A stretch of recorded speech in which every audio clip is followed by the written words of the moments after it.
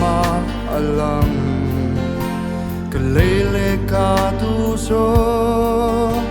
ka moi ti zong berle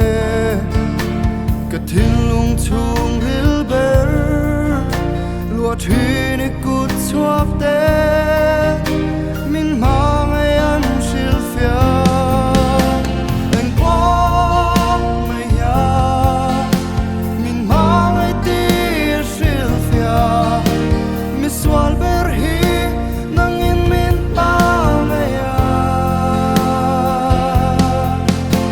ka ta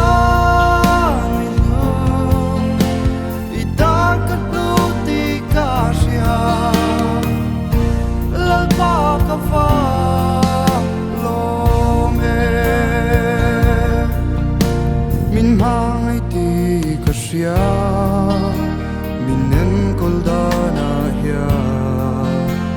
imal so min furten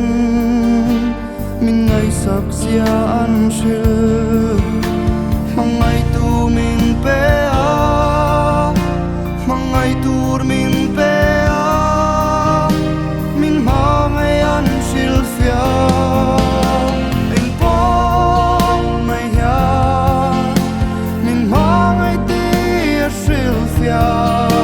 mi swal ber hi nang in min mang aya ka ta ni lu I tan ka tu ti ka sia la pa ka fa lo me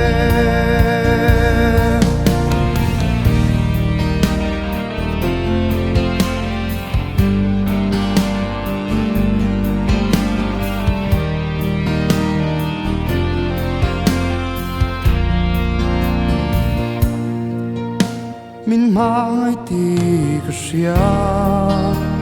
I tuar na alam pathian fa pa meu kha nung na ka nei thei na thing cross sa an khaya sa ruak mol pho beri min mangai sil fia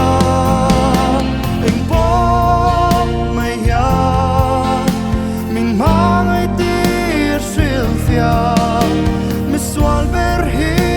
nang in min mang aya ka ta ni lu I tan ka lu ti ka sia la pa ka fa lo me eng po mai ya min mang ai ti sil fia mi swal ber hi nang in min mang ya ka ta